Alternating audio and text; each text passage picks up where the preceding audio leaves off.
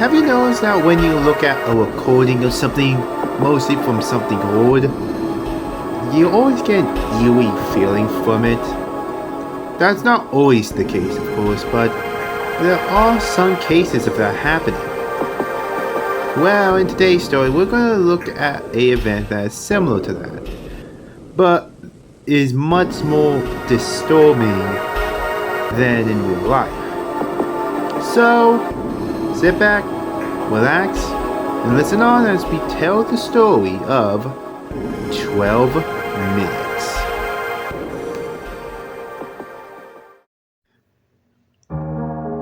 In the fall of 1987, local news channel WSB-TV2 of Atlanta, Georgia, was attempting to fill a scheduling gap in their Sunday morning lineup.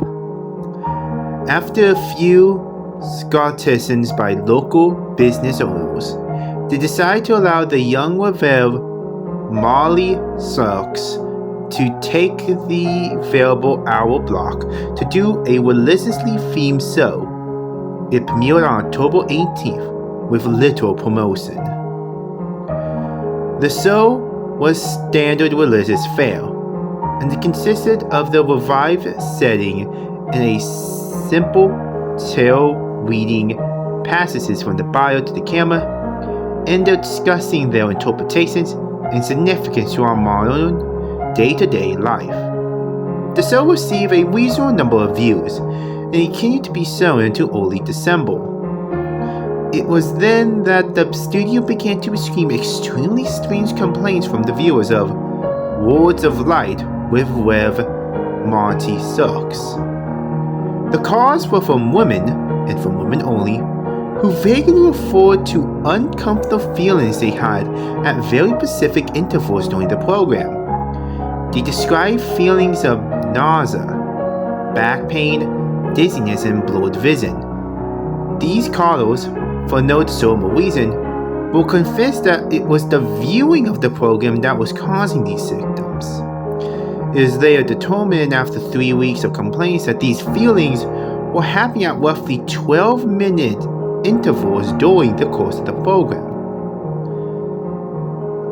The small studio staff checked all the recording equipment, both audio and video, and found nothing faulty. When the Reverend was made aware of these incidents, he merely shrugged and stated cryptically that some can't handle the voice of God. The head of the studio, at a loss to explain the cause of these complaints, decided to continue running the program. By February, viewership had dropped sharply, and it was decided to pull the plug on the show. The studio head figured it would be more permanent to spend as much time as possible on the news story that had the other two local news networks abuzz: the miscarriage epidemic. Starting sometime in November, the number of healthy pregnant women miscarrying in the Atlanta metropolitan area had received over 300, and the CDC could find no discernible cause for this terrifying occurrence. The Reverend took the show's cancellation with what could only be described as abject indifference. When informed, he made no protest, merely nodded, almost knowingly. He left the studio after the last episode was filmed, without so much of a word, and dropped off the face of the earth. No one ever heard from him again, not even his former clinician or any member of the church. The studio moved on, filling the slot with an infomercial and continued to confabulate on the miscarriage story.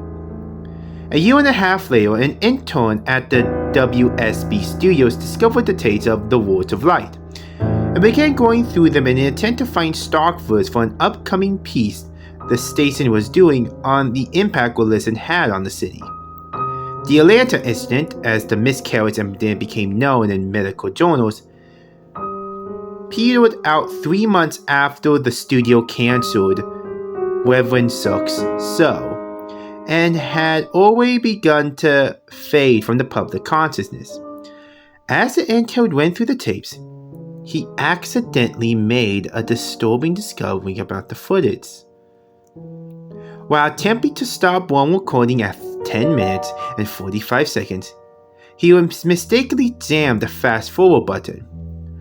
While the footage whizzed by, he attempted to pry up the button with the screwdriver.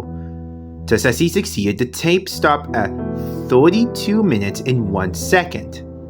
The intern actually fell out of his chair while he looked up at what was frozen on the screen.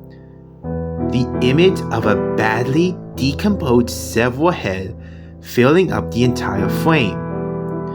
After he collected himself, he moved the film back a few frames, then forward, and realized that his mind was not playing tricks on him.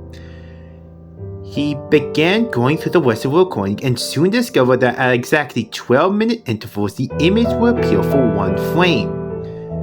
Thinking it was some practical joke being played on the new guy, he presented it to one of the film technicians, ready to be mocked.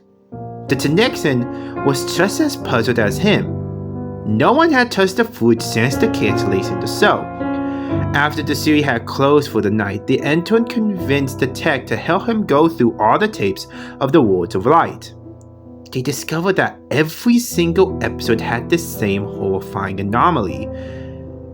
They also realized that as the show progressed, the image has become more disgusting, as maggots began to eat away at the loose flesh, and pieces of hair and skin seemed to be falling off exponentially.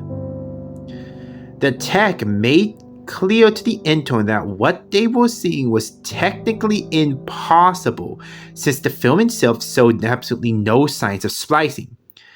And he himself had been at every filming of the show and knew of no time where this image could have been inserted into the frame.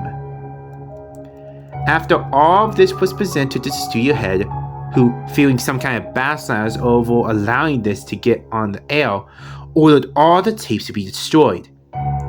He told the intern and the tech that he had no interest in knowing who did it at this point, and only that, quote, covering their collective asses is all that's important now, unquote.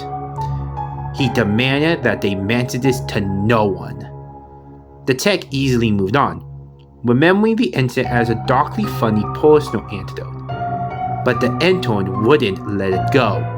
He made copies as many tapes as he could before they were wiped, and took them to see if he could find anything else in them that might point to who did this or why they would. A week later, he attempted to rope the tech into helping him again, saying that he believed he had discovered something even more disturbing than the images themselves. When the single frames were edited together in chronological order, the head's mouth appeared to be moving as if trying to form words. The tech, fearing for his job, told him to get rid of the copies and to not talk about it again. A week later, the police responded to a 911 call made by an elderly woman in one of the Atlanta suburbs at dusk. She had heard horrible noises coming from her next-door neighbor's house, where a young couple lived. She told the emergency responder that the wife was pregnant and that she was terrified that something had happened. When the officers arrived to the scene 20 minutes later, they found no lights on in the windows and the front door wide open. They moved in slowly and then made their way down into the living room. Inside, they found a young woman, dead, with her abdomen sliced open. The room was jagged, and a trail of blood led from the body to the couch on the far end of the room. There sat her husband, the studio intern, naked, with the corpse of his unborn child at his feet, dead. In his hand, he held the rusty piece of metal, sliding he had used to gut his pregnant wife. The television was on and playing an 18-second loop of silent footage of a decomposing head mouthing some unintelligible words. The story at the police procedure to this day goes that the entered camp sang under his breath, over and over again as they led him away, "The light of God calls him."